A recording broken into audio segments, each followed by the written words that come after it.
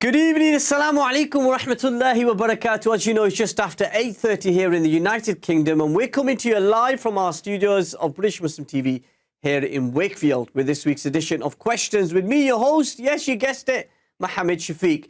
Now, we broadcast in Sky Channel 752. We're across social media on British Muslim TV. We're on satellite across Europe, across the Middle East, and in South Asia. Wherever you are joining us from around the world, a very warm welcome. Now, we want you to comment on the big stories we're covering tonight. Call us now on 01924 231 083 or messages on the WhatsApp number, which is on the screen now. And if you're watching this on Facebook, Assalamu alaikum, post your comments in the chat box and we'll read some of them on air later. Tonight, as part of our Hajj 2022 reflections, we head to Chicago in the United States to talk to Obaid Husain about his journey to Hajj this year. What is life like for Muslims in Chicago and what he made of the new Mutawif process.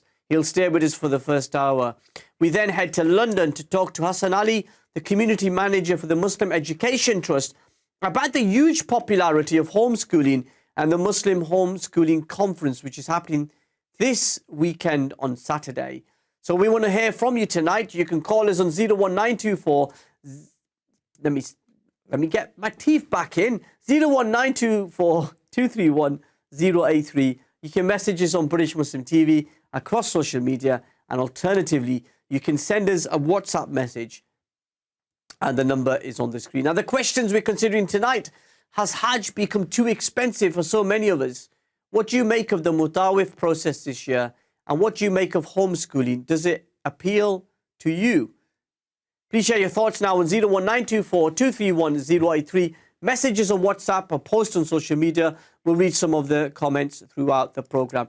Now, let's get started on the program. You will recall a few weeks ago, we focused on the Hajj 22 and the experience of many using the Mutawif process. This year, Saudi Arabia Ministry of Hajj and Umrah decided to employ one company to arrange services for Hajjis from Western Europe, America, and Australia.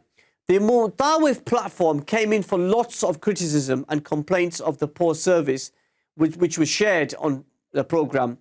We did get some of viewers, including a friend of mine, who said that the service met their requirement. They were very happy with what they were being provided. Lots of others who weren't so keen on the service that they were getting.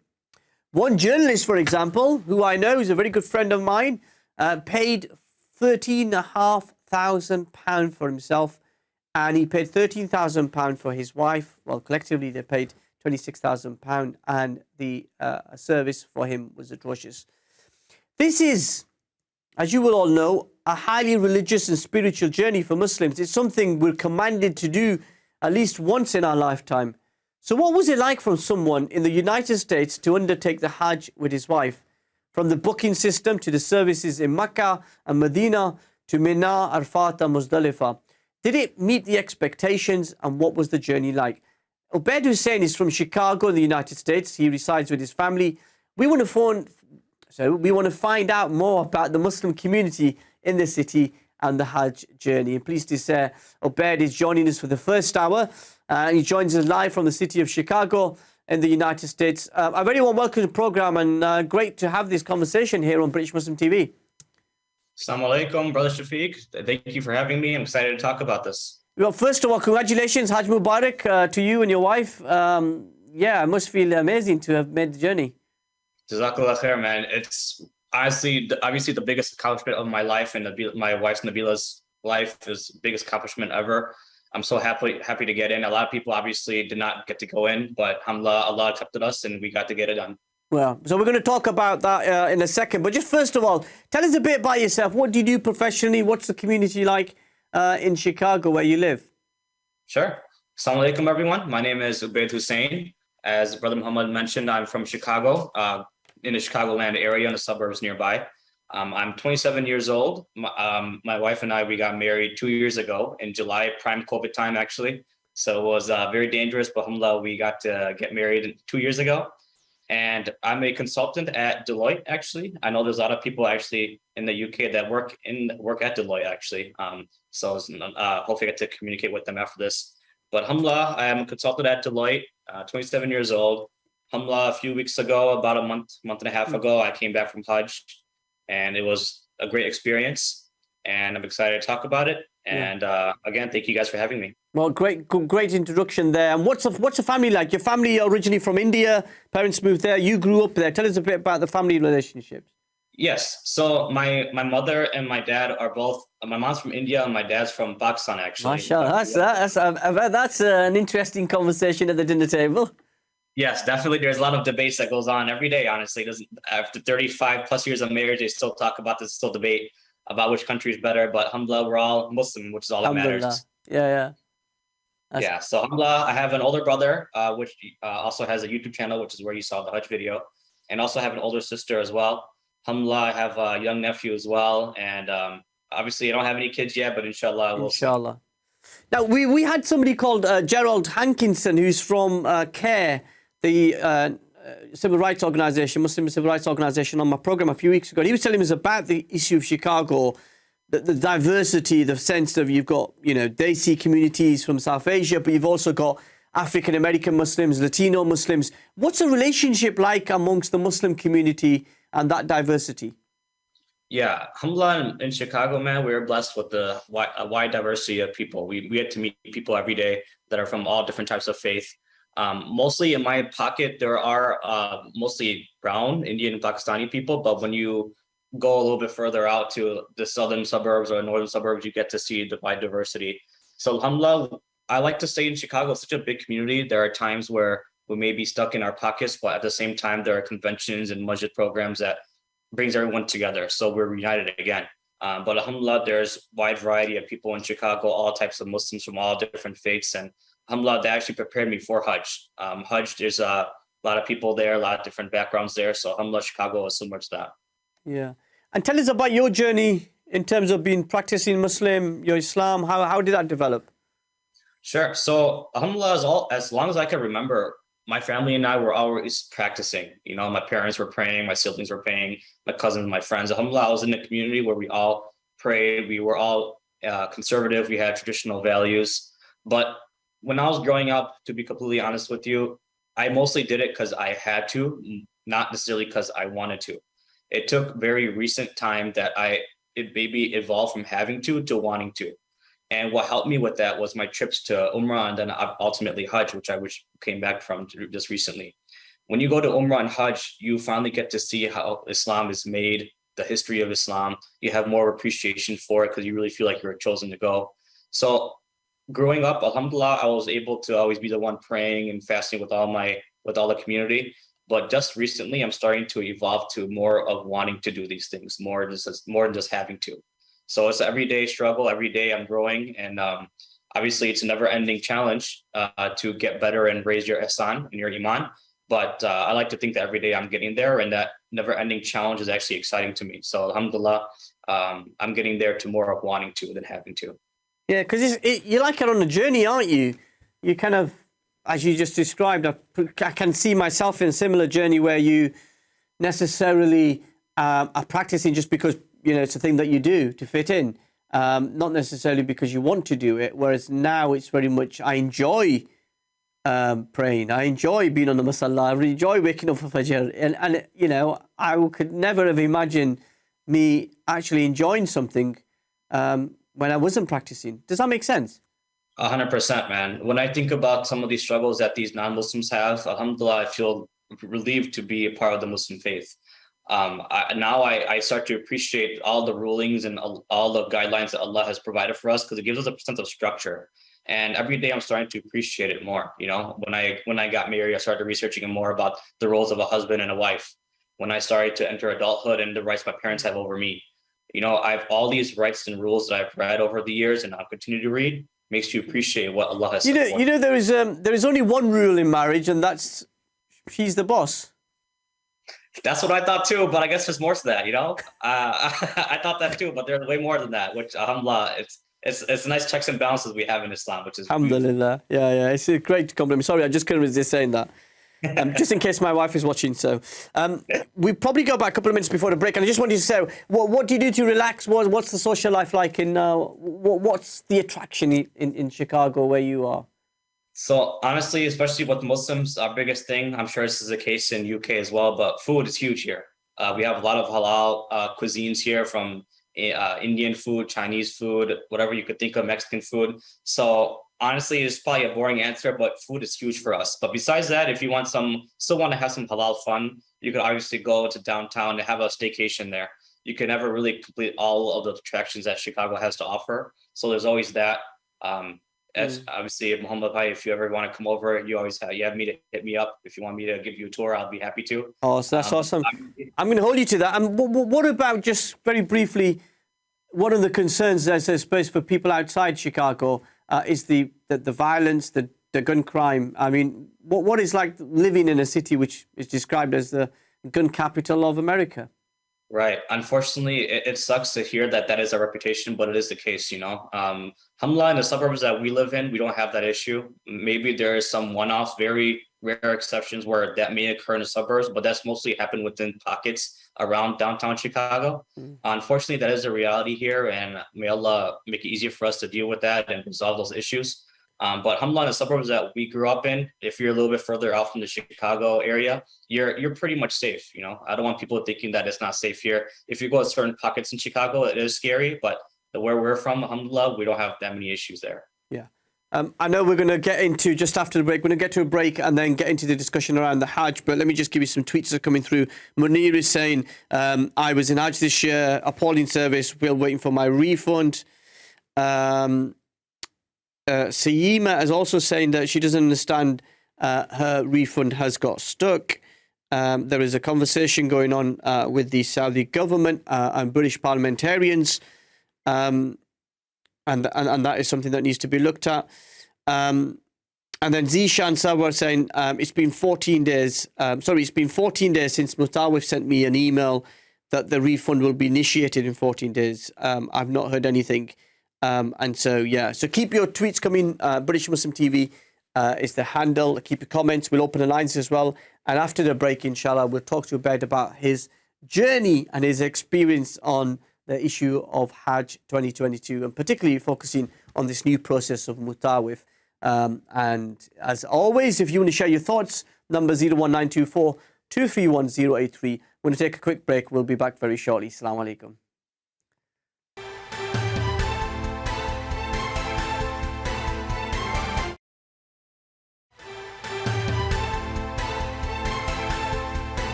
Assalamu alaikum, welcome back to Questions with me, Mohammed Shafiq, exclusively here on British Muslim TV. We're coming to you live from our studios here in Wakefield in Yorkshire. Now, we're going to take your calls shortly on 01924 231 083, or get in touch with us on social media handles, British Muslim TV, as many of you do, and we'll get through some of those tweets in a second. We're having an exclusive conversation with Obaid Husain, who's joining us live from the city of Chicago in the United States. Now, before the break, Obaid, we talked about your upbringing in the city of Chicago and tackled some of those misconceptions about the city. When did you decide that you wanted to go to Hajj? Because you mentioned that you got married a couple of years ago. Was that as part of the conversation with your wife that you both decided you wanted to do it? Yeah, definitely. When we got married early, we wanted to get Hajj out the way as soon as possible. My brother, my mom, and my brother's wife went in 2017, and they were relatively young, I'd say. My brother was like early 30s, and even he was saying that he wished he went early. So my mom, obviously, she was older, and she really pushed me to go early as well, because it's a physical task, you know, along with it being spiritual, it's a physical task. So when I got married in 2020, my wife and I agreed we were on the same page that we want to get Hajj done as soon as possible. We thought that if we got Hajj done early in our marriage, we thought that it would add barakah as we move together forward, you know. I thought that would be a great way to start a marriage together. So honestly, we initially tried to go in 2021, but obviously because of COVID restrictions, we had to delay our intention to 2022. Yeah, because I don't know about you, but you used to broadcasting during Hajj. You see the millions of people, and it's like a big thing, isn't it, for everybody in our communities around the world, the Ummah. And then to just see 900 people making it, I mean, that was like a surreal experience. Yeah, you know, obviously when you see the TV and the movies and the shows, you see how it's so crowded, and you hope that one day you get to join that, you know. But obviously because of COVID, the numbers obviously dwindled a lot. During COVID, it was zero. So when you saw in 2021 how there was very few people that were able to go. You saw how empty it was, and it made you sad. And I hope that made people feel that, you know what, maybe this opportunity for Hajj doesn't come that often, so please go as soon as possible. So ever seeing that Kaaba being empty, seeing the Kaaba being empty 2021, that pushes even more to make sure we go in 2022. Yeah, because for me, 2020 was more surreal. At least in 2021, there were some people, whereas in 2020, it was some people, but they were very small numbers. Yeah, which I think fine. Now, so you both decided to go. COVID, obviously. What plans did you make before the Mutawif announcement happened? Right. So in the end of 2020 / early 2021, or excuse me, 2022, January 2022, we started to get serious about Hajj again. So that's when we contacted the masjid in Chicagoland area that we were going to go with 2021. We contacted them again, letting them know that we want to go again this year. So we started to make preparations slowly. We started to make sure our passports were all set, that we had our COVID shots and our meningitis shots all set. And we want to make those early preparations so that we could get deep into it when we get closer to the Hajj time. So in early 2022, we want to go as a group, and that was the intention until it all changed and then Mutawaf came in. Yeah. And so, because I know in the UK, we've been talking to some people and they'd already paid thousands in money to the travel agents who were going to help them get there. You didn't make any payments. It was just initial plans.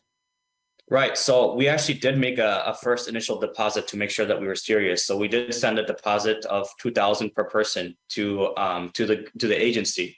But alhamdulillah, when we found out that Mutawaf was coming in and then the whole group idea was over, they were nice enough to refund us. I know a lot of people can't see the same. A lot of people, I'm sure, are still trying to get the refunds. May Allah make it easy for them. But alhamdulillah, my wife and I were able to get our refunds pretty quickly. Yeah, that's really good to you. So you then used the Mutawif platform. There's a lottery. How was that experience for you? So the lottery was very interesting. So we had the portal. We were able to see briefly some of the packages they offered. So in the portal, we were able to submit our passport information. We had to submit our visas and obviously our personal information, upload pictures, whatever they asked for. We did that. And after we submitted everything, then we had to wait to be selected for the lottery. So we did all this work. And after all this work, there was still a chance of us not being selected. So what's crazy is that a week before my departure date that I selected in my package, that's when I found out that I was going. So the actual time I had to prepare and actually know that I was going was only 1 week. Yeah, that's like crazy, isn't it? Because you got high expectations, you want to go, and then you don't really know if you've been picked and you want to go. But right. that must have been emotionally challenging. It was, especially when you're not just going alone, you had to work with your wife too on their schedules. Obviously, we both are working, so we had to coordinate with PTOs with our jobs. We had to make sure that family and friends were prepared in case they had parties invited for us for any reason. We had to delay. So it was a lot, alhamdulillah, we had an advantage because we were still trying to go as a group. So we still make great preparations as if we were going with the group. But to not know until a week before, it was pretty draining, but also exciting too. A lot of people get like antsy and anxious, and they want to go as soon as possible. For us, we only had a week of that. Until then, we were just hopeful, still not sure. But that week, we didn't have to wait that much, so it was less time to be anxious and more time to prepare. Yeah. And then, we talked about your wife. That must have been really special that you were on this journey of a lifetime with your partner of life. It really was, man. Alhamdulillah. Even looking back now and being able to reminisce and talk to you about my memories, alhamdulillah, it was nice to know that my wife and I went together. Obviously with the Mutawaf, unfortunately, there wasn't much of a group leader or a religious scholar around. So it was just us. It was literally us against the world. That's what it felt like. Me and my wife, we would have to carry books around, carry our Hajj books, our Umrah books. We had to speed dial our sheikhs that we had on WhatsApp to make sure that everything was okay. So we had. I like that. Speed dial our sheikh. Literally, that was the case, man. That really was the case. No matter what time of night, what time of day, they were ready to help us out. So that was the beauty of this Hajj. You really see the unity of Islam. So alhamdulillah, it was awesome to go with my wife. It's obviously never-ending memory. I'll remember this for the rest of my life, and hopefully we can reminisce this in Jannah. Yeah, inshallah. And sort of, I'm talking about my wife here, but she's the calmer one. She's the most organized one. I'm kind of just a doer.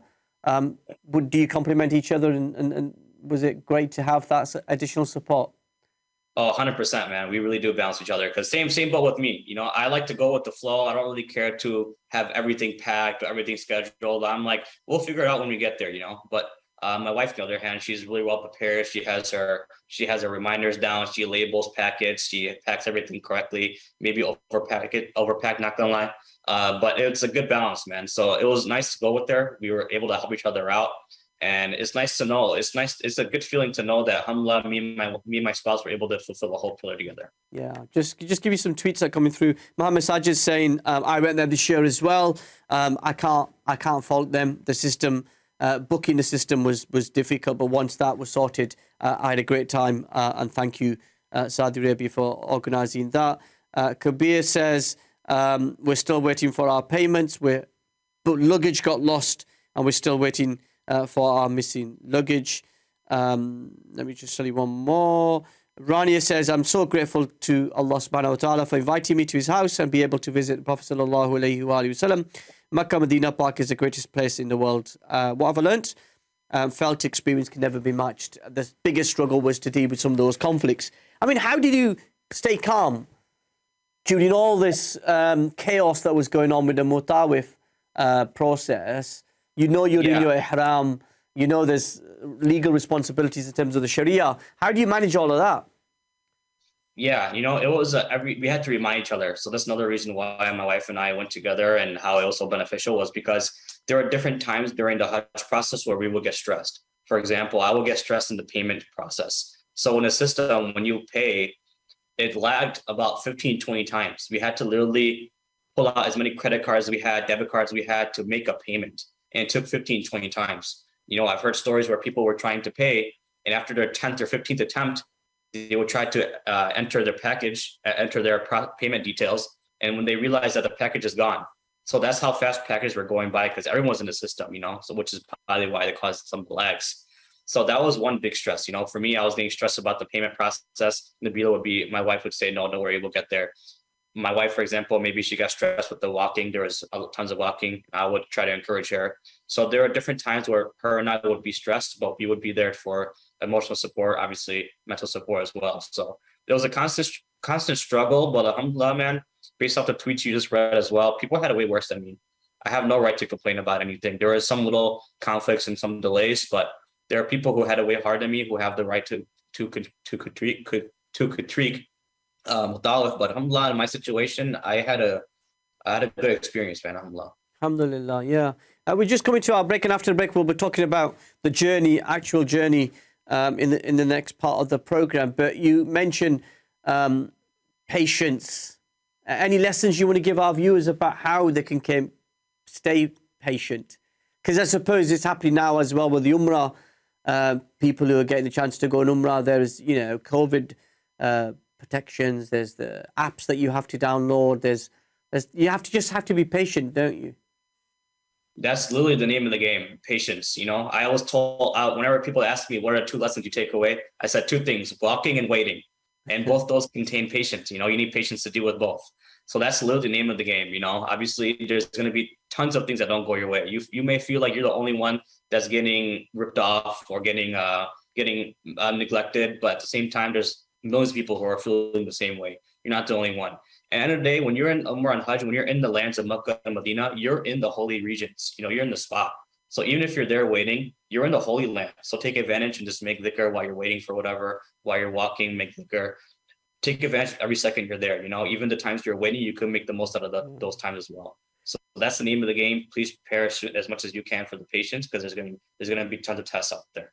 Yeah, because I suppose every moment there's precious, isn't it? And with it getting more and more expensive, and it being out of reach for so many people, even in the Western world, just treasuring those moments, every single moment must be something very special. Every single moment is so valuable. There are people who would be dying to wait on a bus to go to the Kaaba, yet we're the ones complaining. You know, we're so honored to be there. We're truly invited. So we have to take the most of it, take the most from it, and then try to make the most and do your dhikr, do whatever you can while you're waiting and testing your patience. Okay, Obaid, I know you're going to stay with us, joining us live there from Chicago in the United States. Just give you a couple of tweets. Sabah saying, they've kept my money for weeks on end, despite they did not provide me a hotel. I paid for the Platinum Project. Please refund my money. I'm still waiting. Hisham has also said, you know what, we'll pause there. We need to take a break. When we come back, we'll continue the conversation with Obaid. And if you've got any questions for him, please dial the number 01924 231 083 or messages on social media. We'll be back very shortly. Assalamu alaikum wa rahmatullahi.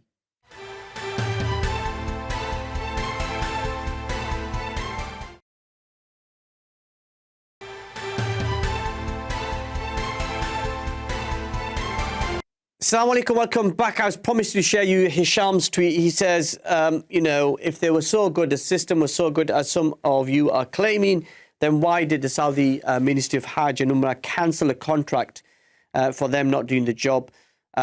They were told it was shambolic, it was not fit for purpose, and stealing people's monies and dream, and still insist on it. He says, I'm assuming he's talking about himself here. Some of us are still waiting for money. Right, we are still here with Obaid Husain, joining us live from Chicago in the United States. And we're just reflecting on his Hajj journey, how important it was. So, Obaid, you know, you used the platform, you make the payment. How was it getting the flight tickets, your travels arranged? Where did the journey take you to? How was that aspect? Right. So in the system, we're able to book everything. We're able to book our flights, our hotels, dinner reservations, or if you wanted to have those, want that accommodated in a hotel, the package level, the transportation. So the system was pretty cool with that. You know, we were able to book everything. But then maybe a few days or weeks later, we got a payment voucher, or the voucher, which solidifies what you actually have. So the interesting thing was when we were applying in the system, the hotel that we thought we got was, we thought it was double occupancy, which meant that my wife and I would stay together. But then days later, when we got the voucher, we saw that it was actually a triple occupancy. So we were confused. We were thinking, what could that triple occupancy be? And we eventually found out that it actually means that we'd end up sharing with other strangers. So it would be me and two other men, and then my wife would be sharing with two other women. So that we were a little bit misled over there. And obviously we paid for transportation, and some of the transportation issues were present as well, which I'm sure we'll get into. But those are the little things that would occur while we were booking our flights and our package in the system, where we were thinking one thing would happen, but then reality comes and we realize something else. And where did you fly from? Did you fly from Chicago? What was the route that you took? So since it was through Mathalf, we had to take Saudia Airlines. Yeah. So I didn't know this until I booked this, that Saudia Airlines is not actually offered in the O'Hare Chicago airport. So we had to fly before Hajj to New York, and then from New York we got to go. So we first stopped at New York, which obviously was another flight, but alhamdulillah, it was worth it. We got in. And then from New York, we took a morning flight to Medina. Oh, so you went to Medina actually first? Correct. Yeah. And that must have been quite an experience as well. Yeah. So alhamdulillah, the flight to New York was perfectly fine. You know, Saudia Airlines was great. The food was solid, the job. It was a direct flight. So alhamdulillah, we didn't have to stop in the middle of the flight to Medina. But then when you got to Medina, you know what? The airport was actually pretty smooth. There wasn't too much traffic there. The lines were very easy. The check-in processes were really easy. All the documents that they requested, we already had prepared because we were already warned of that before. So alhamdulillah, everything went well. When we got to the airport, we got our baggage, everything was fine. And then Mathalf had a bus waiting for us to go to the hotel. And that's when you had your first experience with Mathalf. You know, the Mathalf bus driver was there waiting for us. And people were a little hesitant giving up their passports to them. I personally was warned that we would give their passports with them, which is a normal process. So my wife and I were willing to give our passports, which we did. So there were some people in the back of the bus that were hesitant to do that. Maybe they were a little hesitant to give that. They were reluctant to give the passport up. They didn't know what they would do with it. So that caused a big delay. So that took some time for us to actually leave the airport to go to the hotel. So that was our first test was patience as soon as you landed in Medina, you know, for Hajj.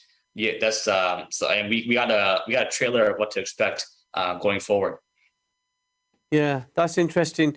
And I mean, Sir Trip, you know the cultural difference and the spirituality in Medina al Munawwara compared to Makkah. I mean, that is something as well. The people, the character, it's just so much loving, isn't it? It really is a big difference. You know, Medina it's a land of peace. You know, think about it. That's where the Prophet Muhammad went to for peace. You know, and it's trickled down to our generation here today. When you're in Medina, it's a whole different story, man. It's you're just so relaxed. You're looking forward to go to the Salah. Masjid Nabawi, you can never get enough of Masjid Nabawi. You'll every time you step in for namaz, you're truly amazed by the structure, the peace that people have in the masjid. You know, it's this constant peace. You don't want to leave Medina. And then Makkah is obviously has this beautiful benefits as well, but it's not as peaceful and laid back as Medina is, expectedly so. Yeah, there's I don't know if you know Urdu, but there's a verse of a poet who said, "Hajiyo awo Shahenshah ka roza dekho, Kaaba to dekh chuke hain, ab Kaabe ka Kaaba dekho." Do you understand that? I got pieces of it. Okay, so Hajiyo awo, Hajis come, Shahenshah ka roza dekho, come and see the blessed resting place of Rasulullah sallallahu alaihi wasallam. Kaaba to dekh chuke hain, you've seen the Kaaba, now come and see the Kaaba of Kaabas, which is Rasulullah. SubhanAllah. It's just, I know, I didn't know how to in me. So let's, you know what, Obaid, I always get in trouble by James, our producer, who tells me off because we don't take calls. So if it's okay with you, can we just get a call in as well? I think we've got a sister on the line. Assalamu alaikum, sister. You're live on British Muslim TV. Walaikum salam. I just want to add one point in Bismillah. your discussion that whenever we go for Hajj or Umrah, we are so conscious about how to perform Hajj and Umrah and, missing any, obligations and frais and wajibat. But the main thing is when you wear ihram, you purely you wear libas of, dress of taqwa, and you be conscious that you are not doing any sins after that, and you purely engage yourself towards Allah subhanahu wa ta'ala. And when you're doing tawaf around the Kaaba, your purpose should be how to get qurb of Allah subhanahu wa ta'ala and love of Allah subhanahu wa ta'ala. And when you do throw stones, you always promise from Allah subhanahu wa ta'ala that I always stay away from shaitani stuff and always... Hello? No, I'm listening. Thank you. Always try my best to not to follow any shaitani amal or purely we should be very careful about not only that our documents and our fries and wajibat and nothing is missing. It should be, because we shouldn't miss anything. But good point. The main purpose, how to please Allah, how to submit our will. Subhanallah. I think that's the key word, isn't it? How to submit to Allah subhanahu wa ta'ala. Thank you so much, dear sister, for your call. If you also want to share your thoughts and if you want to ask a question of our special guest, Obaid Husain, joining us live from the city of Chicago in the United States, the number is on the screen, 01924 23103. If you're calling us internationally, 0044 1924 23103. So tell us, we talked a bit about the services, the hotel, the transportation. You flew into Medina and then you were heading, did you go to Makkah to do your Umrah? How did that work? Yes. So we stayed in Medina for a few days. We were able to get our say salam to Rasulullah sallallahu alaihi wasallam. My wife actually got the chance to go to the Rawda, actually. So since for Hajj this year, we had to use an app to get to the Rawda. The app for me wasn't working for some reason. So unfortunately, I wasn't able to go to the Rawda, but it worked for my wife. So she was able to go. So she was able to get to the Rawda. We made multiple salams to Rasulullah. We got our salahs in. And then a few days later, we were making our way to Makkah for Umrah. And transportation. I know some people went on the bullet train. Fantastic service. Yeah, great train service. How did you travel from Medina to Makkah? Right. So my wife and I were also considering taking the train. We heard really good things about the train, but we weren't sure about what the documents were needed to go to Mecca, and take the train. At the time, remember, we didn't have our passports. Mutawif had our passports. So we were worried that since we don't have our physical copy, we decided not to take the train and stick with the bus. So the bus that Mutawif provided us from Medina to Mecca, it took some time to go, because that's when they were collecting all of our passports. They had to take attendance and take roll call to see who was actually on the bus. So to be honest with you, to go from Medina to Mecca with all things included, with the stops, it took us about maybe 10, 11 hours to get to Mecca. So we left around Dhuhr time from Medina, and then we got to Mecca around close to Fajr time, So it was a long ride. Wow, that must have been quite a journey. It was quite a journey, especially because you're in Ihram. Obviously, at the time, you can't argue, you can't complain, you can't scratch your beard to have your hair fall off. You have to be very patient because you're in Ihram.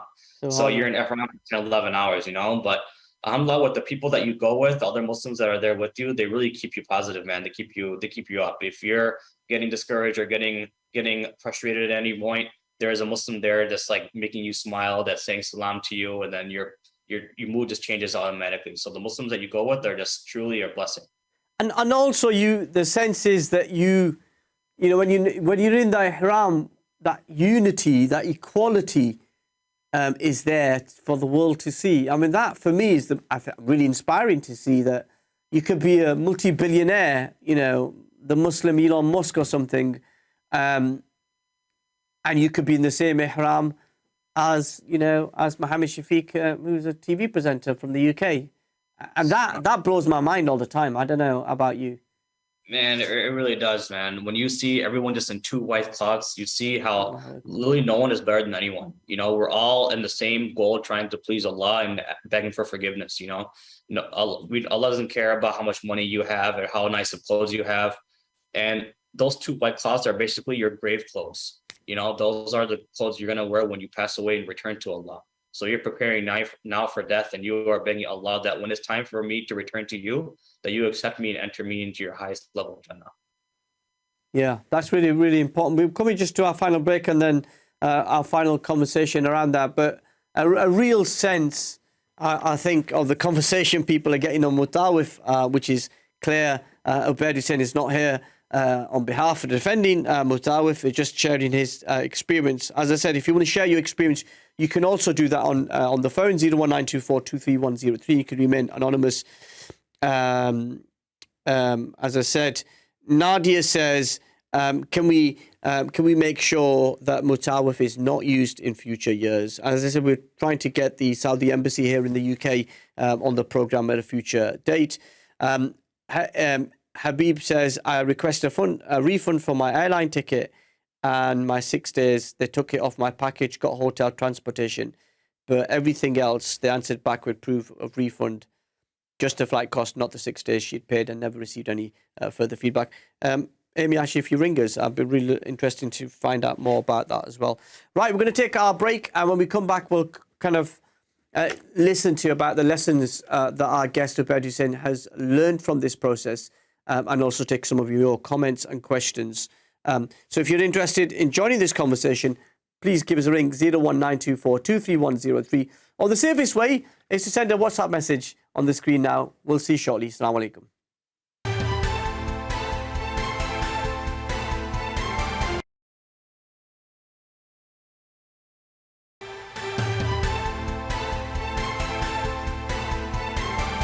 Assalamu alaikum, welcome back to Questions with me, Mohammed Shafiq, exclusively here on British Muslim TV. We're reflecting on Hajj 2022, and this is a series of programs that we'll be doing the rest of the year, but inshallah into next year as well. And as you know, we're in touch with the Saudi Ministry of Hajj and Umrah. We're talking to the travel agents, both here in the UK and in the United States. And most importantly, we're asking you to share your experiences so that we can share our programs with the Saudi authorities to see what can be made better. My guest is Obaid Husain. He is a 27-year-old American Muslim from the city of Chicago in the United States, and he took the Hajj with his wife. He's still with us for the final segment.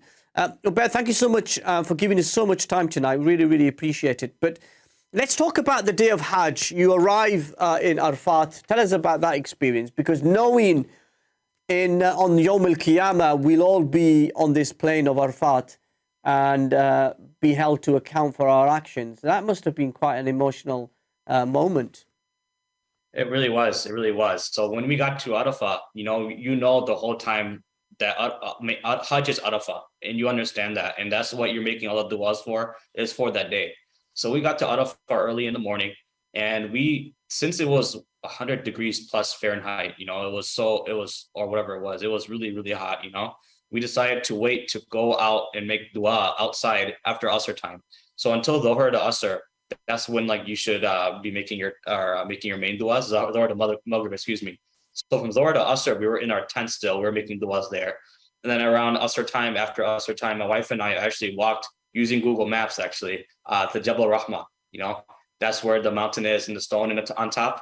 So we were able to walk there. We did the rest of our duas there. And when you go to that Jabal Rahma and you see all of us, all people in Ihram, all people in all white, just surrounding the mountain like a beehive, you really see Islam and what Day Judgment really looks like. You imagine Day Judgment looking like that. All of us are just wearing simple clothes and just crowding around a plane and just begging Allah for His mercy. So when you see that view of the mountain and people just crowding the mountain, you can't help but start crying in your du'as, begging Allah for His mercy, for your family's mercy, your friends, the whole Muslim ummah. So that's where my wife and I made the rest of our du'as. And we tried our best to make the most of our time in Arafah, because that is the main day. That's what it's said, that Hajj is Arafah. So once we finished Jabal Rahma, we finished our du'as, we walked back to our tents in Arafah before Maghrib, before we depart to Musdalifah. Yeah, and what's interesting is there's a strict rules that you have to follow in terms of where you have to go from Arafat to Mina, Muzdalifah, and everything is written out, and you have to meet those rules. As right. You said, you had your sheikh on speed dial check. It sounds good, doesn't it, as a strap line? Okay, we want to take some calls as well throughout the program. 01924231083. Let's go to Glasgow in Scotland. Sister's joining us there. Assalamu alaikum, sister. Assalamu alaikum. Assalamu alaikum. Yeah, I wanted to add in about the Hajj, because I did hear a lot of stories where people were struggling to book and to go, and they did pay extortionate amount of money, which was quite a lot of money. They said it was really expensive. But I wondered if it was just what everybody was saying. Is it because you can't book, can't go to your travel agents? Are they trying to get away with the travel agents, or were they encouraging people to do it online? Is it safer online? Was it better to still have what they used to do, where the travel agents used to make sure that you had more of a guarantee? Because people did struggle. We can't deny. Obviously, I thank Allah for everybody's experience, and they had the patience, like what brother was saying, that you've got to be humble, and you're in Hajj, you have to appreciate, you have to be patient. But we do need to see the truth of it as well. The travel agents were taken away, and everybody was doing it online. It was expensive. Yeah, because the sister, they were saying, so lots of people were saying that the concept on paper looks very, very good. You take away the middle person, you have a good service, you do it online, there's no problems, and everything works.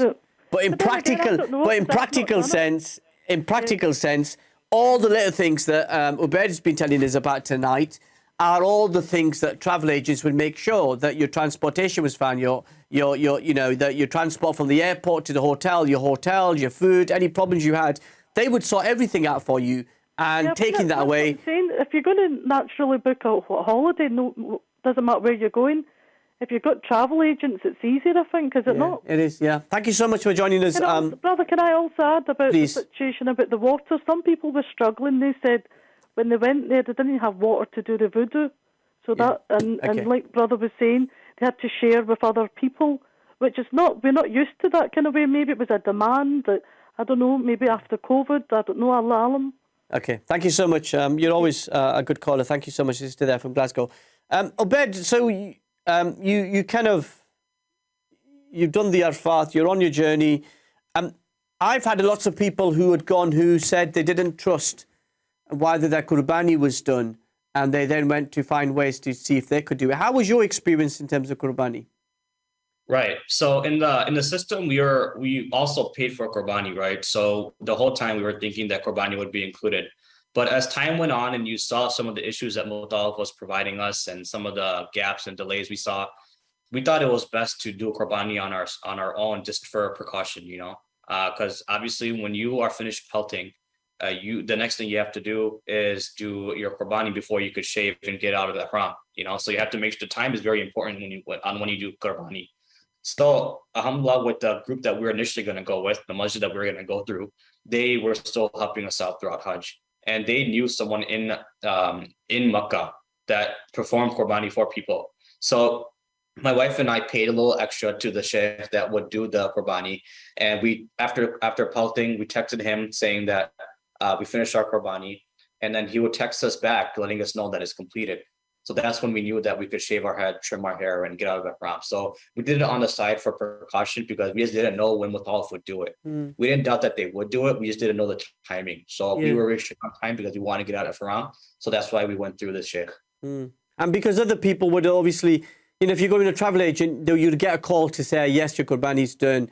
Yes, Mr. Hussein, your Qurbani's done. Mr. Shafiq, your Qurbani's done. And then you could go on and do your whatever you needed to do and come out the haram. I mean, certainly you first time you went for Hajj, so you wouldn't know what it was like before. But in conversations with Naveed and the other members of the family, that's how it was done, and it worked pretty well. What do you say?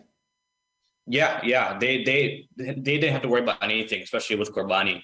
The sheikh and the group agency that they coordinated with handled everything. So they didn't have to wait for any call or any text from someone letting them know that Qurbani is over. It was smooth for them for that aspect, for Qurbani, for logistics wise. But for us, we had to literally text our sheikh and literally wait for the replying back to let us know that we get out of the haram. So we did it on our own in a safe side. And alhamdulillah, I think that was a good decision because I don't know when the timing was when people got their Qurbani done. Yeah, I really don't know. So that's what we did on our own. Now, we've probably got about 5 minutes left with you. I mean, time has flown by and I really enjoyed it. But let me just ask you some personal questions. What did you learn about yourself during Hajj? That's a great question. For myself, and my wife, we both realized our potential, with our ibadah and our spirituality. When you're in Hajj, it's so easy to become the best version of yourself, to do the most ibadah, to go to all your namazes, all your dhikr and salawat done. You see what you could do, When you're in America or UK, wherever you are, and you haven't gone to Hajj yet, you probably think there's no way I could ever go to the masjid 5 times a day. But when you're in Hajj, you go and it's easy and you want to. You think that you can't read that much Quran, but when you're in Hajj and Umrah, you do that and you don't even realize it. So what I learned about myself and my wife learned about herself was our potential, If we could do it 5 times a day for 2 weeks there, why can't we do it here in Chicago or to the UK, So you realize what you could really do to further yourself spirituality wise. Did your, I mean, obviously you love your wife, your life partner, but did your opinion of her change as a result of this journey? You know what? I think this really led for more respect, because I was actually concerned for a few things for myself and my wife. It was really hot there. We had to do tons of walking, but alhamdulillah, Allah just gives you the strength to get it done, And obviously there are things that we would complain here in America about, such as the heat or the AC or the water, whatever it may be. But then when you're in Hajj, you don't have time to complain. You're in the move, So when you see that you and your spouse are not complaining as often, that you guys are doing your best to get better and do as much ibadah as possible, you gain more respect for each other too, because you see in Hajj that we're both trying to get better and become closer to Allah. So I think we've gained a better appreciation for each other. This is a never-ending bond that we have forever, rest of our lives, that I was able to go with my wife. And we both saw in person our struggles during Hajj. And I think we're more appreciative than ever before about our lives, our situation, our deen. So it just brings a whole level of respect that we didn't think would happen after Hajj, but it did. Yeah. Final question. What's your message to our viewers watching this around the world about your experience and what they can learn from it? Yeah, this is the one reason why I wanted to jump on this call, was to share this message. I'm 27 years old. A lot of people think that was early.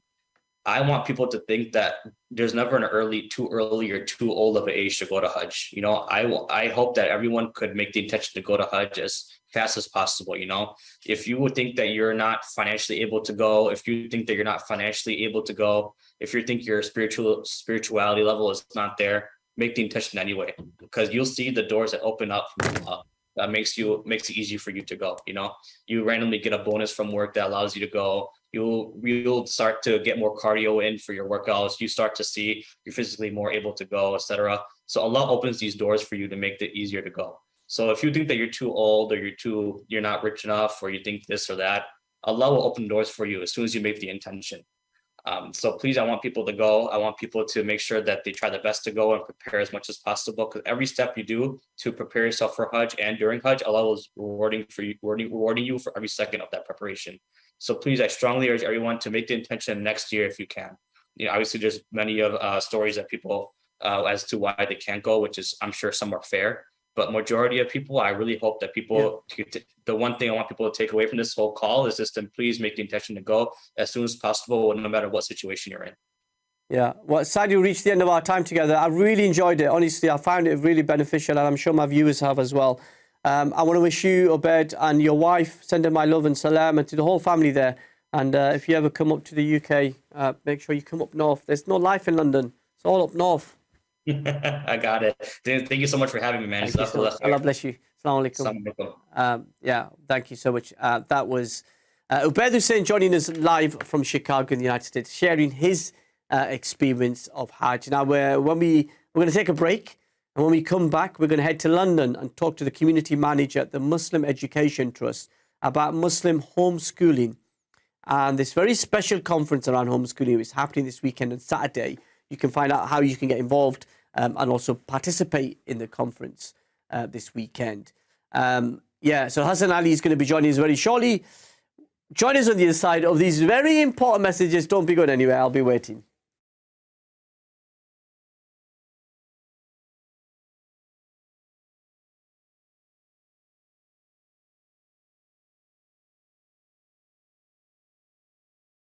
Assalamu alaikum, welcome back. I was just saying, where did the time go? It just went phew. Anyway, it's Mohammed Shafiq. I'm here with this week's edition of Questions.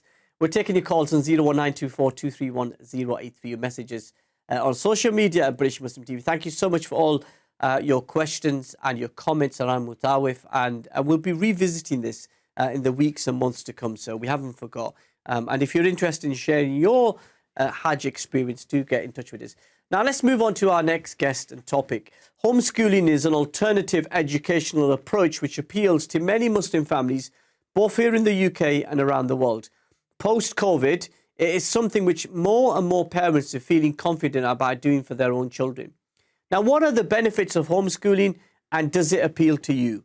Hasan Ali is a community manager for the Muslim Education Trust charity, and he's leading the Muslim Homeschooling Conference, which is happening this Saturday, and it's virtual, it's online, and it's free to attend. We'll tell you more about the conference and how you can join and participate. But I'm pleased to say Hasan Ali, who is 48 hours away from this conference, is so busy. He's joining us live from his car somewhere in the city of London. Hasan Ali, assalamu alaikum. Great to have you on British Muslim TV.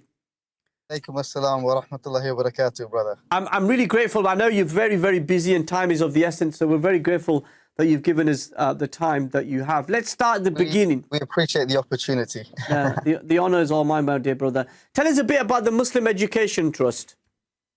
Okay, so the Muslim Education Trust, in a nutshell, we're trying to fill a gap within the Muslim community regarding sort of secular education in the UK. There's three main objectives that we have. Those objectives are homeschooling and education sort of in general, but mainly homeschooling. Number two, financial literacy in the youth.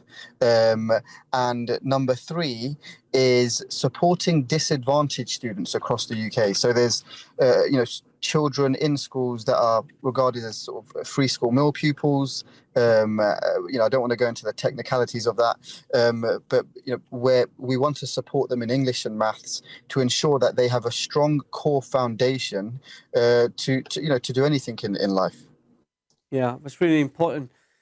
Really important. Now, we were talking just during the break about homeschooling is massively on the rise, not just in the Muslim community, but in mainstream society as well. Why is it, do you think, that more and more parents are looking to homeschooling as an alternative to sending their children to school? Look, there's so many factors, really. Of course, what we need to understand is that generally mental health issues are on the rise. One of my favorite educationalists, Sir Ken Robinson, I was reading a few years ago now that mental health will be the second largest cause of disability by 2020. And, that's a big statistic. It may be due to bullying, anxiety. There's, of course, increases of class sizes, parents thinking about sort of, wanting their children to have that sense of cultural identity. And what we need to understand is that there's 168 hours in a week, right? That's a lot of time. Now, a third of that is usually spent in schools, excluding travel time.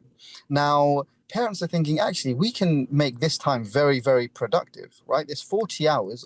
Are our children reaching the expectations, ambitions, and the educational attainment that we feel that, it's basically homeschooling allows you to manage that journey, and you're able to control it.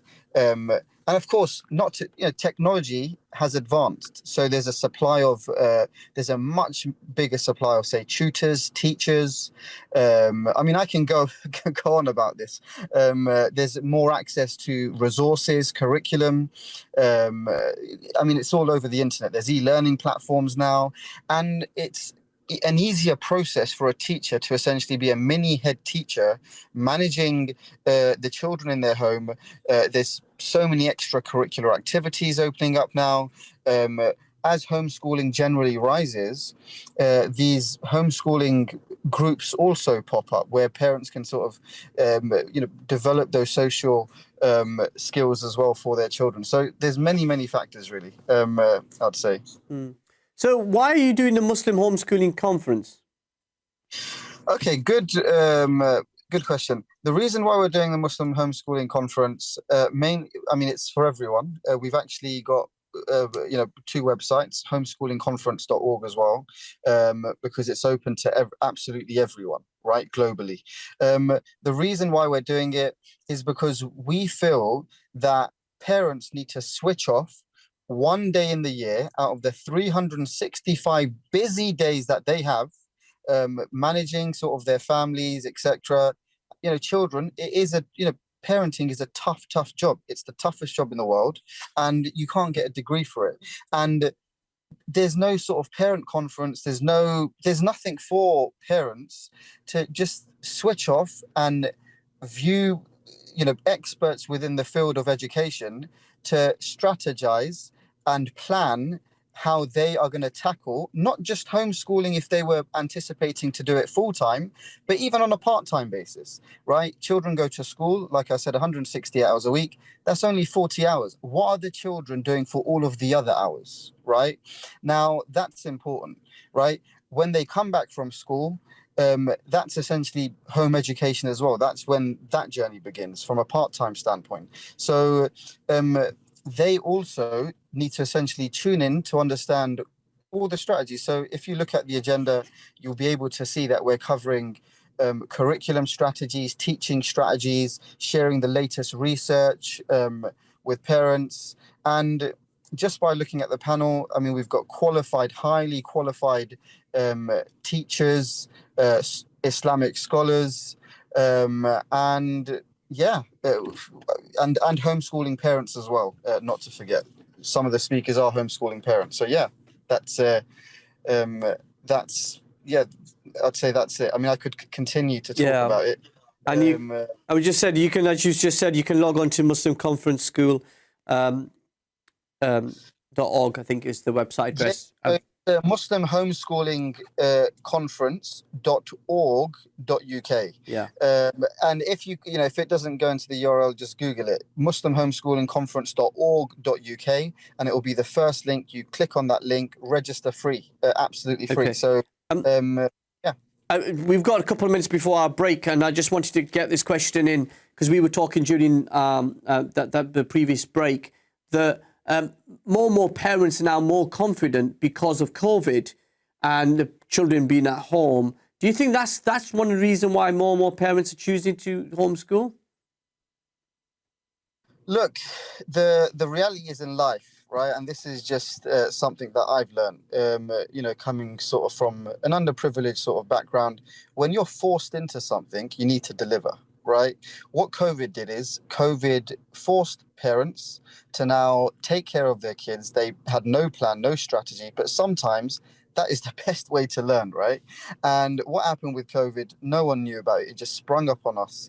And the parents now, so, it's of course it's a very sad event in human history, but now parents are essentially really taking the reins, as well as managing their jobs, their personal as well as work life, and managing the children to homeschool.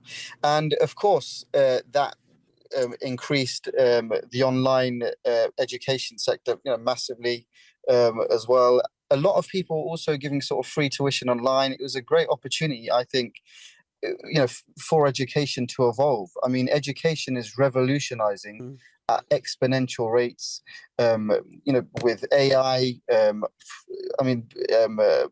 AI, there's lots happening in the education. Sure. And just one more thing, one of the speakers that sort of stands out for me is Sheikh Hamza Yusuf, from the Tuna Institute in the United States. I mean, that's quite a big coup for you to get him. Yeah, so look, Sheikh Hamza Yusuf, alhamdulillah, we have a good network base, which helps, of course. And what I would say is, but more importantly, he believes in homeschooling, right? He's had experience homeschooling himself. He is an ambassador of homeschooling. If you go on YouTube, you'll be able to listen to some of his advice on homeschooling. And we're really fascinated to hear Sheikh Hamza Yusuf's latest research and advice on homeschooling at the Muslim Homeschooling Conference. So I'm super excited. I mean, I'm going to be presenting the event, but I wish I could tune in. But yeah, yeah. I'll have to watch the replays. Yeah, I think that's always best. You can rewatch the replay. Maybe we could get a recording and show it here on British Muslim TV. How about that? Yeah, I mean, I was speaking to the chief editor at British Muslim TV, Joseph, of course, wonderful guy. He certainly is. Yeah, I mean, that's something we can definitely look into. Maybe I'll have to have a quiet word with him. But yeah, it'd be great. We could show the conference here on British Muslim TV, because British Muslim TV is the home of the British Muslim community here in the UK. Hasan, we're just going to take a very, very quick break, a 1-minute break, and then we'll come back to you. But we're talking about the Muslim Homeschooling Conference, which is happening this Saturday. It's a virtual conference. And as our guest, Hasan Ali, has said, you can log on to muslimhomeschoolingconference.org.uk, and we'll share out the poster as well. And you can log on. It's completely free.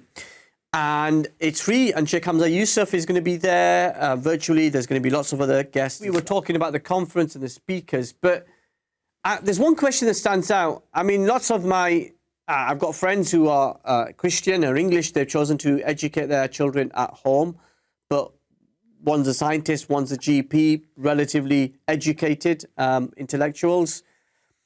Is it Muslim parents as not as keen because maybe once they haven't got the education or they've got the confidence? What is it that's holding them back? That's a very fascinating question, and to be honest, just a bit about myself. I think so basically, I've got 2 kids, a 2-year-old who, inshallah, will be 2 by September, and a 6-week-old daughter. Mashallah, Mubarak.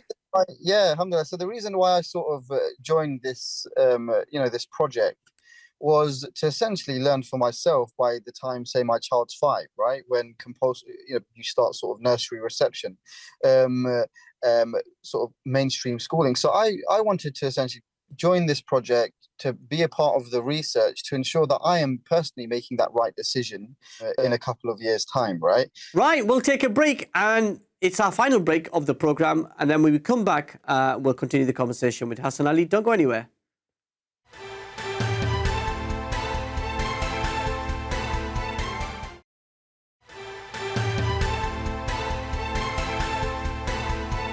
Assalamu alaikum, welcome back to the final segment of British Muslim TV's Questions programme with me, your host, Mohammed Shafiq. We're joined by Hasan Ali, Community Manager, who is organising the Muslim Homeschooling Conference. Now, so I don't think I would be fit enough to really give you a strong answer for that. But maybe, when we say have our next discussion, that could be. But what I do know is homeschooling is rising across the board. In the US, of course, it's massive, and it really is growing exponentially in the UK now. And yeah. Okay. So we talked about the challenges. I suppose, let me ask you, how did you decide? Well, first of all, let's just talk about what you want to achieve by having this conference. What's the goals of the conference? The outcomes of the conference are very simple. What we want is we want the parents to tune in to ensure that they are hearing from a very successful homeschooling parent on, that's I'll just go speaker by speaker, right?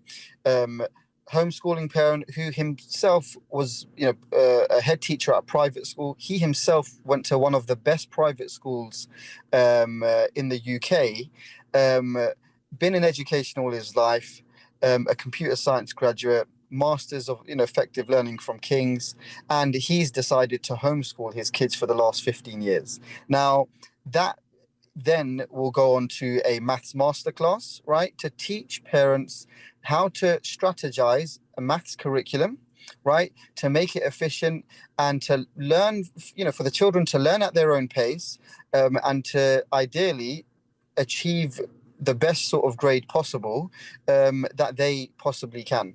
And then it's an English masterclass. Thereafter, we've got a specific session on rewards, motivation, and behavior by Adrian Chittock, who has 50 years of experience in education, and he's taught English across the world, in Switzerland, basically everywhere. And he's also been a head of, pastoral, been in boarding schools. So we've got very high caliber individuals speaking here. I mean, thereafter it will go on to, I can carry on in terms of the agenda. Then, of course, we've got Sheikh Hasan Ali, Dr. Nazir, who's helped kids to get 31 A stars, right?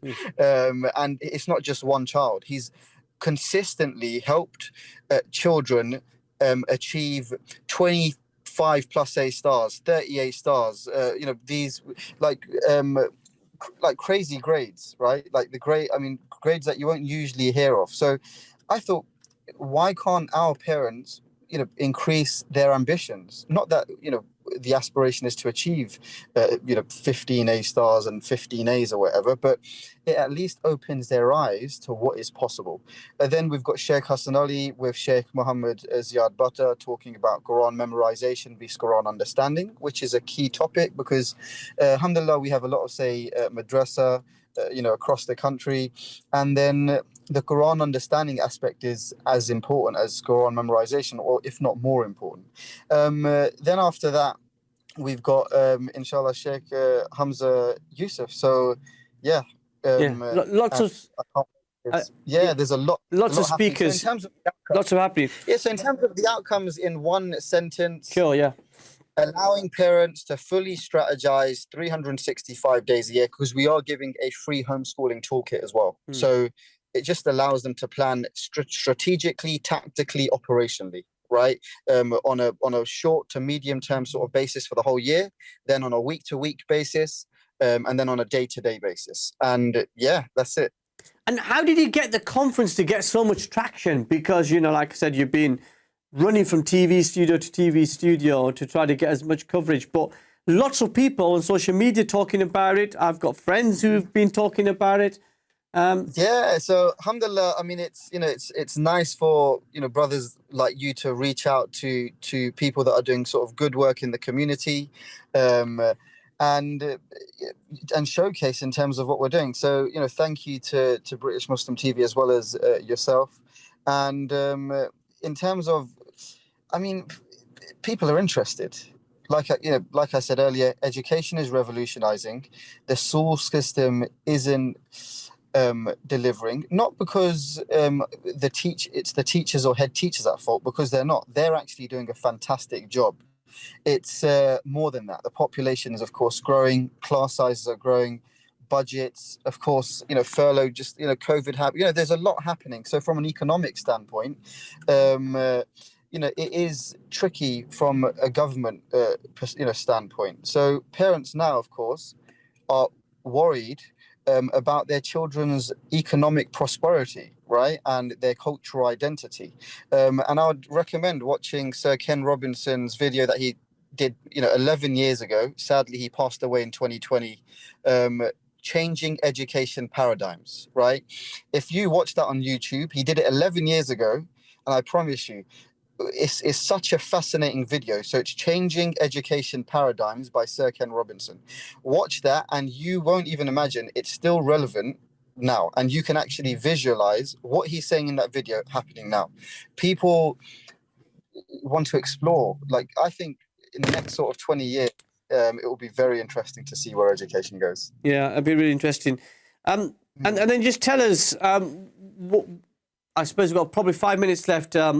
How do people register for this? What's the situation? What IT equipment do they need? Just make it easy for them.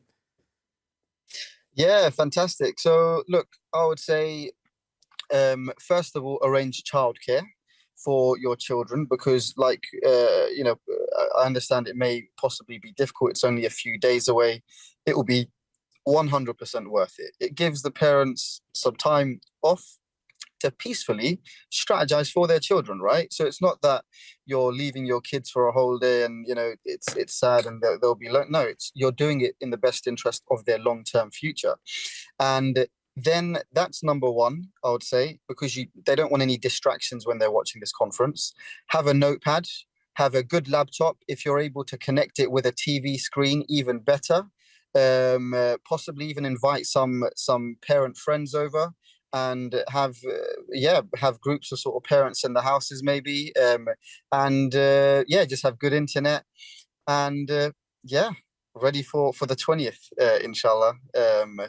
So it's only 48 hours away, like you're saying, around. Yeah. So. You must be very nervous now as it gets closer to the big day. Yeah, I mean, you know what, being with people like yourself does definitely help ease the nerves. That's for sure. And because we know how much this is going to impact the parental community on a global level, it's excitement, and we have to just make sure that we put the nerves to a side and we deliver for every single parent, inshallah. And how are you going to judge that the conference is a success? We'll just put out a survey and just ask the parents. It's as simple as that. Yeah. We will put out a survey, ask the parents. It's the first time it's ever happened. We want to do this every single year because parents need to switch off for at least once. I mean, I would ideally like to do it every quarter, right? But that may be a little bit tricky. So once a year for parents to just have a day off, to just strategize on a year-to-year basis, making sure and allowing them to then measure at the end of the year, has my child hit XYZ, right? From a holistic development standpoint, from academic attainment to life skills, public speak, all those sort of skills. This is a perfect day to be able to do all of that. So yeah, it's going to be absolutely amazing. I'm going to try to I'm going to register. I'm going to try to watch some of it as well. But we're going to make sure if we can get the exclusive coverage and showcase it here on British Muslim TV, we'll be able to do that. Do you promise to come back and share your thoughts and reflections on the conference after we've shown it? Yeah, would love to, but I would say let's just take it step by step. Okay. Appreciate the invitation, and I'm sure we'll be in touch. We've got each other's numbers now, so that helps. Yeah, it does. And congratulations to you and your wife on the baby as well. How's the sleepless nights? Jazakallah khair. Yeah, I mean, it's definitely been sleepless nights, and I have to give credit to my wife, to be honest. She, mashallah, as a medical doctor, and managing the house, etc., and really supporting the whole initiative. Yeah, a lot of credit to her. Allah bless her and Allah bless you. Thank you so much for joining us.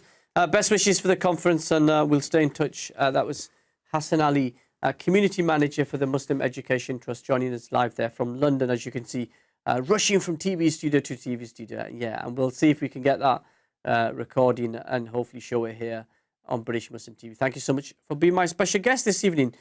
We look forward to welcoming you back, Hasan, soon after the conference to review how it went. And from me and the whole team here at British Muslim TV, best wishes for Saturday. As I said, that was a community manager for the Muslim Education Trust, Hasan Ali, joining us from London. Now, we've reached the end of the programme. Firstly, I want to say thank you to my special guest, Obaid Husain from Chicago, and also Hasan Ali there, just joining us from London. And it's really, really important that we give a platform to the great work that is being done, not just here in the UK, but around the world. And that's what we try to do here on British Muslim TV Questions. I want to thank you for your support. I want to thank you for your love and your guidance, and to all the guests who make this very special. That was the 97th episode. Let's see how we can celebrate our 100th episode in a few weeks.